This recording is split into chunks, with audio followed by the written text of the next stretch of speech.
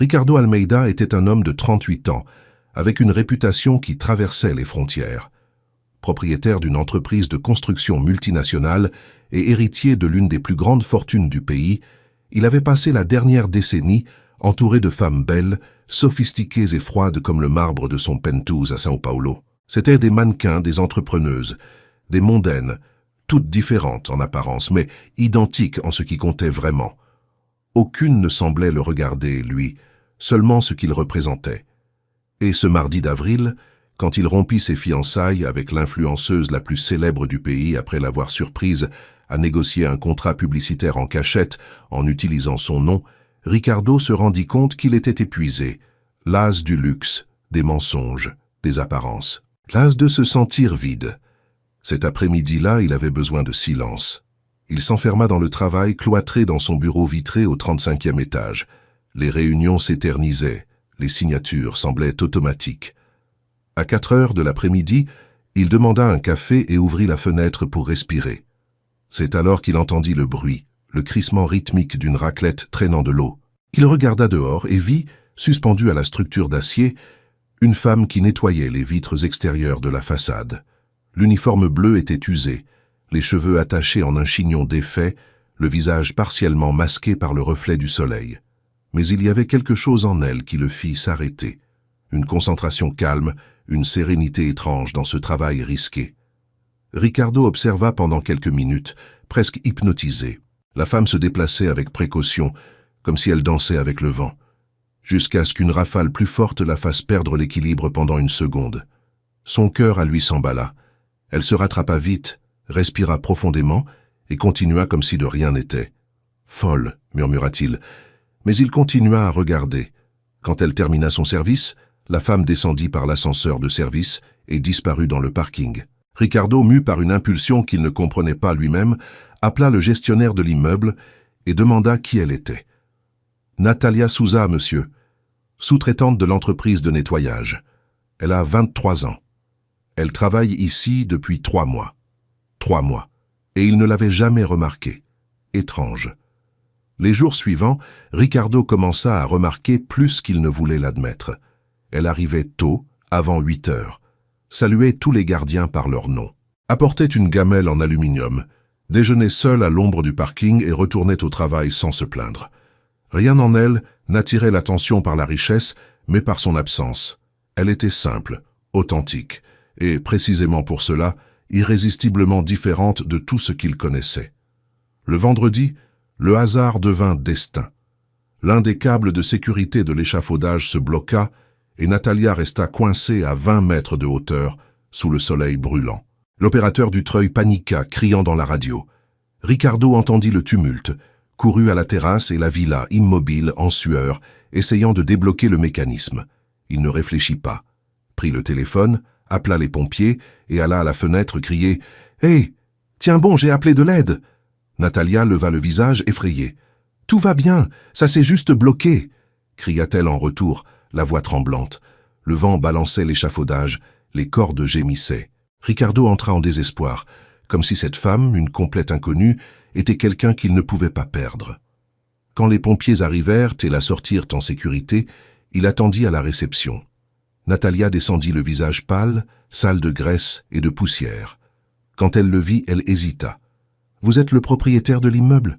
Je suis le propriétaire de l'entreprise de construction. » Elle rougit, ne sachant que dire. « Merci d'avoir appelé de l'aide, monsieur. »« Ricardo.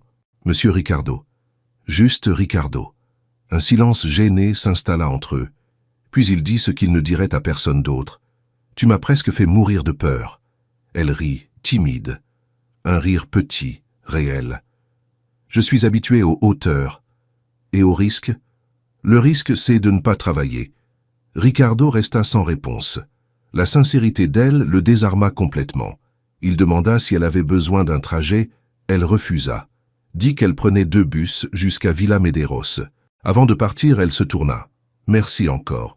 Tout le monde ne s'en serait pas soucié. » Il la regarda partir et se rendit compte que, pour la première fois en année, il avait envie de revoir quelqu'un. La semaine suivante, il inventa des inspections quotidiennes sur la façade de l'immeuble. Chaque fois qu'il passait, il cherchait le reflet de l'uniforme bleu. Et, quand il le trouvait, il se sentait inexplicablement en paix. Un matin, en sortant du parking, il vit Natalia de l'autre côté de la rue, en train de se disputer avec un chauffeur de bus. Le receveur l'empêchait de monter avec un seau d'outils.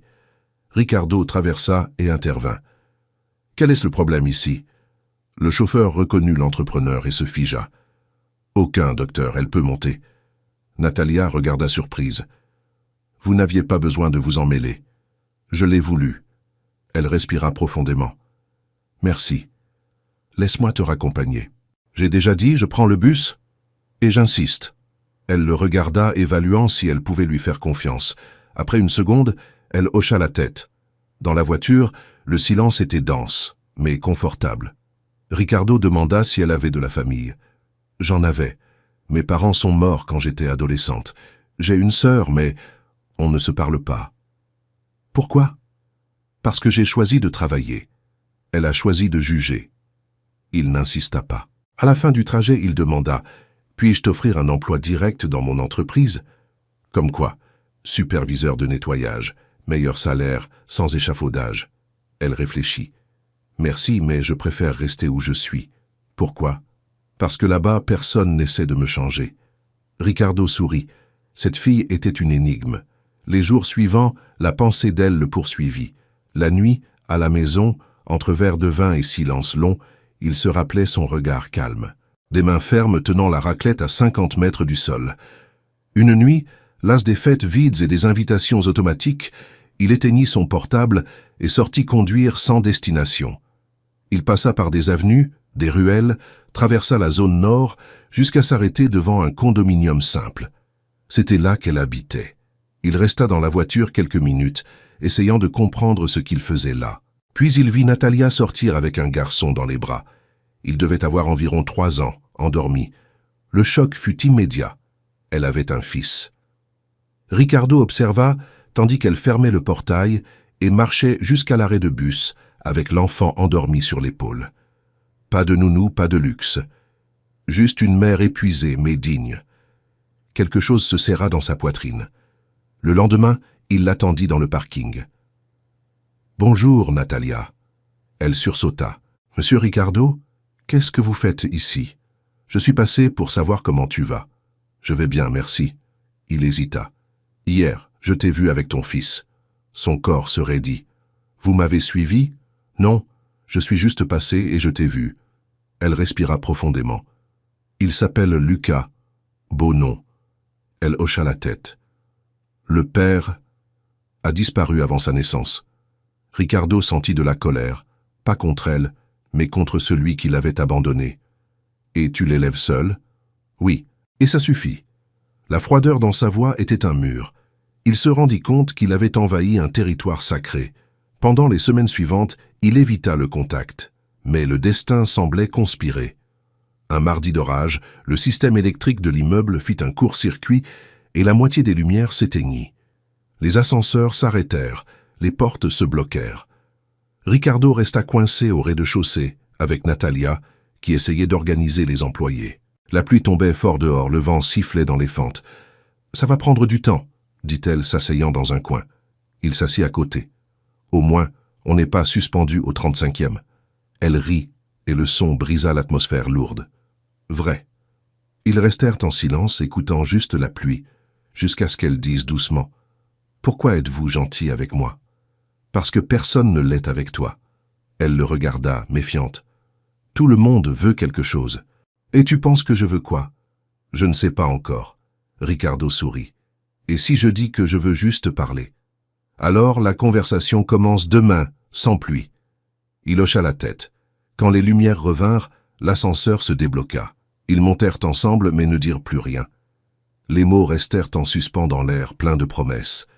Le lendemain, Ricardo apparut dans le parking avec 2 cafés. « J'ai promis de parler. » Elle rit. « Vous êtes insistant. Persistant. C'est la même chose. » Pas toujours. Ils restèrent là, adossés au mur de béton, buvant du café chaud et parlant de rien et de tout. Son enfance, son fils, les difficultés à payer le loyer, les rêves reportés. Ricardo écouta chaque mot comme s'il s'agissait de musique. Et puis quelque chose changea. Il commença à sourire vraiment, à avoir envie d'être au bureau juste pour l'avoir passé. Les réunions semblaient moins grises. Mais le monde de Ricardo n'était pas simple. Et des personnes comme Sandra Ferreira, sa belle-mère et contrôleuse du conseil d'administration de l'entreprise, ne tolérèrent pas les imprévus. Quand elle le vit descendre pour parler avec la femme de ménage, comme elle appela Natalia avec mépris, la tension commença. Sandra Ferreira était une femme habituée à tout contrôler. Le mari, la fille, les affaires, et surtout Ricardo, le gendre qui avait hérité d'une partie de l'entreprise après la mort prématurée de Camilla. Quand elle apprit qu'il discutait avec une femme de ménage, elle n'y crut pas. Envoya le chauffeur confirmer. Il revint avec la nouvelle. C'était vrai. Ricardo Almeida, le milliardaire veuf, prenait un café dans le parking avec une employée. Le lendemain, Sandra apparut par surprise au siège de l'entreprise de construction. Le bruit de ses talons résonna dans les couloirs avant même qu'elle n'entre dans son bureau. « Alors c'est vrai, » dit-elle, croisant les bras. « Tu perds ton temps avec une femme de ménage. » Ricardo ne leva pas les yeux de l'ordinateur. « Bonjour à toi aussi. Ne fais pas le malin. Cette histoire est déjà arrivée au conseil. Le conseil devrait s'occuper des chiffres, pas de ma vie. Ta vie affecte l'image de l'entreprise. Tu es veuf, Ricardo, pas adolescent. » Il soupira, fatigué. Natalia est une employée exemplaire, et je ne dois pas de compte sur avec qui je prends un café. Sandra se pencha sur le bureau. Elle t'utilise. Ces femmes simples savent se faire passer pour des victimes. D'abord le café, puis le réconfort. Et quand tu t'en rends compte, tu es marié à une opportuniste. Ricardo se leva, la voix ferme. Vous dépassez les bornes. Je te protège. Protégé de quoi? De me sentir vivant à nouveau? Le silence qui suivit fut plus tranchant que n'importe quel cri. Sandra le regarda avec une haine contenue et sortit en claquant la porte. Cette nuit-là, Natalia attendait le bus sous une pluie fine quand une voiture noire s'arrêta. C'était Ricardo. « Monte. »« Ça va, je prends le prochain. »« S'il te plaît. » Elle monta. Le silence était lourd, différent. « Qu'est-ce qui s'est passé ?» demanda-t-elle. « Sandra est venue au bureau, a dit que tu m'utilisais. » Natalia pâlit. « Moi? Monsieur Ricardo, je n'ai jamais... » « Je sais. » Il l'interrompit. « Mais elle ne s'arrêtera pas. » Elle regarda par la fenêtre, nerveuse. « Peut-être que je devrais quitter l'entreprise? » « Non. » Il serra le volant fort. « Tu ne vas pas fuir. » « Et qu'est-ce que je vais faire? Prétendre que je ne suis pas qui je suis. Tu vas continuer à être exactement qui tu es. » La voiture s'arrêta devant un immeuble ancien, près de l'avenue Tiradentes. « Où sommes-nous? » Dans un restaurant que presque personne ne connaît. Il sert le meilleur stroganoff de la ville. Elle rit. « Stroganoff? » Le préféré de mon fils. C'était la première fois qu'il mentionnait Miguel depuis l'accident de la mer. Natalia perçut le poids dans la voix. Il doit beaucoup lui manquer. Tous les jours. Et vous? Aussi. Mais la douleur change de forme. Pendant le dîner, ils parlèrent peu mais se regardèrent de beaucoup. Quand Ricardo la déposa chez elle, les deux savèrent que quelque chose avait commencé, silencieux, dangereux et inévitable. Les jours suivants, Sandra intensifia les attaques, répandit des rumeurs, des insinuations, appela des directeurs, suggérant que Natalia avait un passé suspect. La jeune femme supporta en silence, continua le travail, le regard toujours ferme, le sourire gentil, jusqu'à ce qu'un matin, elle reçoive un appel de l'école du fils. Lucas avait une forte fièvre et s'était évanoui. Désespérée, Natalia partit en courant sans prévenir personne. Ricardo, en l'apprenant, partit à sa recherche. La trouva à l'hôpital public, assise par terre dans le couloir, l'enfant dans les bras, endormi, épuisé. Elle pleurait en silence. Natalia. Elle leva le visage, surprise et soulagée. Le médecin a dit que c'est une virose, mais j'ai paniqué. Ricardo enleva sa veste et les couvrit tous les deux. Viens avec moi. Je ne peux pas payer privé. Je paye. Je ne veux pas de charité. Ce n'est pas de la charité, c'est de l'inquiétude. Cette fois, elle ne discuta pas. Dans la voiture, l'enfant dormait tranquille à l'arrière. Ricardo l'observa dans le rétroviseur et sentit quelque chose d'étrange. Une tendresse oubliée. « Il te ressemble. Tout le monde le dit. Il a de la chance d'avoir une mère comme ça. » Natalia sourit, fatiguée. « Mère n'a pas le choix. On aime jusqu'à ce que ça fasse mal. Ricardo détourna le regard, trop touché pour répondre. Quand ils arrivèrent à la clinique privée, il paya les frais et attendit que l'enfant reçoive son congé. À la sortie, Natalia essaya de remercier. « Je devrais trouver de meilleurs mots, mais je n'arrive qu'à dire merci. Alors ne dis rien. » Leurs yeux se rencontrèrent et le monde sembla s'arrêter un instant. Les jours suivants, la proximité devint plus grande. Ricardo visitait Lucas, apportait des jouets, aidait Natalia à trouver une meilleure crèche, et, sans s'en rendre compte, commença à sourire vraiment à nouveau. Mais Sandra ne tolérerait pas de perdre le contrôle. Un mois plus tard, elle apparut dans son penthouse avec un dossier à la main. « J'ai apporté des preuves. » « De quoi ? » « Que ta chère femme de ménage a un passé douteux. Je ne veux pas voir. Tu voudras. » Elle ouvrit le dossier. Photos anciennes, coupures, un rapport de police. Elle a travaillé dans un restaurant où de l'argent a disparu. Elle a été licenciée. Ricardo feuilleta les pages. Et elle n'a pas été condamnée. Parce que le propriétaire a retiré la plainte. Peut-être qu'elle l'a convaincu, lui aussi. Il jeta le dossier en retour. Vous n'avez pas de limite. Et toi, pas de jugement. Mais Sandra commit une erreur. En partant, elle laissa tomber un papier. Natalia, curieuse, le trouva dans le couloir. C'était une note de paiement pour un détective privé. Cette nuit-là, elle alla chez Ricardo. « Elle t'a montré mon passé ?» Il soupira. « Oui, mais je n'y crois pas. »« Parce que tu me fais confiance ?»« Parce que je te connais. » Natalia se mordit les lèvres, retenant les larmes. « Je n'ai rien volé dans ce restaurant. Le propriétaire était marié et me harcelait. Quand j'ai menacé de le dire, il a inventé l'histoire de l'argent. J'ai retiré la plainte parce que j'avais peur de perdre le travail. Tu n'as pas besoin de te justifier. » Elle respira profondément. « Si, j'en ai besoin. On m'a appelé de tout, sauf voleuse. » Ricardo s'approcha et prit sa main. « C'est pour moi, tu es la personne la plus honnête que j'ai jamais connue. » Ce fut la première fois qu'elle pleura devant lui. Le temps passa, et ce qui était de l'admiration devint de l'amour. Déguisé, contenu, mais réel. Miguel et Lucas se rencontrèrent un week-end où Ricardo invita Natalia à dîner chez lui. Les garçons s'entendirent immédiatement. Pendant qu'ils jouaient à la console, les adultes parlaient sur la terrasse. « Tu as changé mon fils, » dit Ricardo. « C'est un bon garçon. Il avait juste besoin de quelqu'un qui l'écoute. Comme moi, alors. » Elle sourit. « Non, vous êtes impossible. Seulement pour ceux qui essaient de me comprendre. Alors peut-être que je suis têtu. Peut-être que je suis en train de tomber amoureux de toi. » Le silence qui suivit fut intense. Natalia resta immobile. « Vous ne devriez pas dire ça. »« Je sais, mais c'est vrai. » Elle regarda à l'intérieur, vit les garçons rire sur le canapé et murmura « Ça ici est dangereux, Ricardo. » « Qu'est-ce qui est dangereux ? » Ressentir. Il fit un pas en avant. Parfois, le danger est le seul moyen de se sentir vivant. Le baiser arriva avant que quiconque puisse l'empêcher. Doux contenu inévitable. Mais l'amour entre mondes différents ne vient jamais sans prix. Le lundi, Sandra convoqua une réunion extraordinaire du conseil et devant tous annonça que Ricardo compromettait l'image de l'entreprise en s'impliquant avec une subordonnée. Il écouta en silence. Quand elle finit, il répondit « Je préfère perdre l'entreprise que vivre d'apparence. » La nouvelle courut vite. Titres, commentaires, spéculations. Natalia devint un sujet national. Des photographes la suivirent jusqu'à l'arrêt de bus. Désespérée, elle alla chez Ricardo. « Ça a détruit ta réputation. Ma réputation tient, pas toi. Alors licencie-moi. » Jamais. Mais cette nuit-là, elle disparut. Laissa un billet. « Merci pour tout.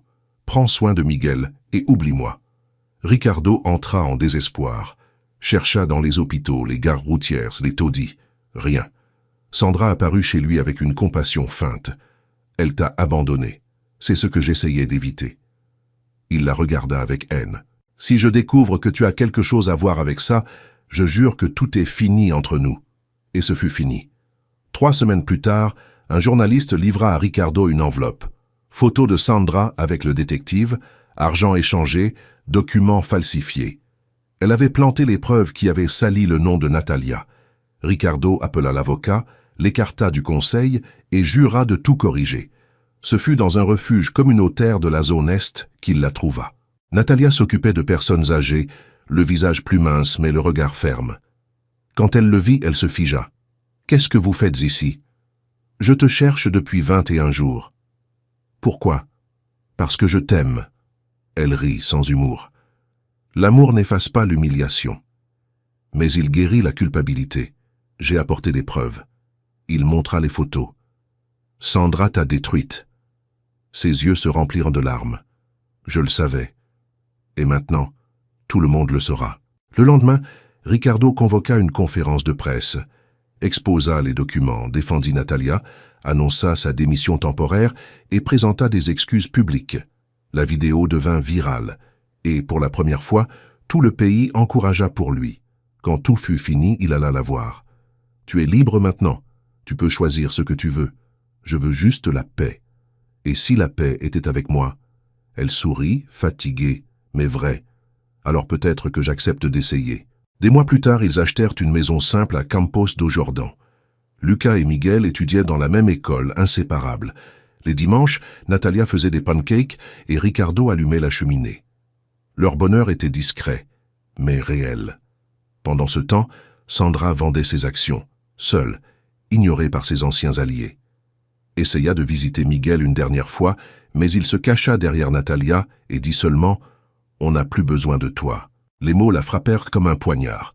Elle partit en pleurant, comprenant enfin le prix de l'arrogance. Un an plus tard, par un matin froid, Ricardo se réveilla et trouva Natalia sur la terrasse, observant le lever du soleil. « À quoi penses-tu » demanda-t-il, l'enlaçant par derrière. « À comment la vie change. Un jour, on est suspendu à un immeuble en train de nettoyer les vitres. Le lendemain, on est ici, avec un homme qui a promis de ne jamais me laisser tomber. Et je l'ai tenu. Tu l'as tenu. » Elle tourna le visage et l'embrassa lentement, comme pour sceller un pacte. Miguel apparut à la porte, ensommeillé, Lucas derrière lui. « Maman, il y a des pancakes ?»« Oui, 2 assiettes pleines. » Ils coururent en riant. Ricardo et Natalia se regardèrent. Famille complète, enfin. Et tandis que le soleil dorait la maison, l'homme qui s'était lassé des femmes riches se rendit compte que l'amour le plus précieux était né des mains de celle qui nettoyait la vitre qui reflétait son propre vide.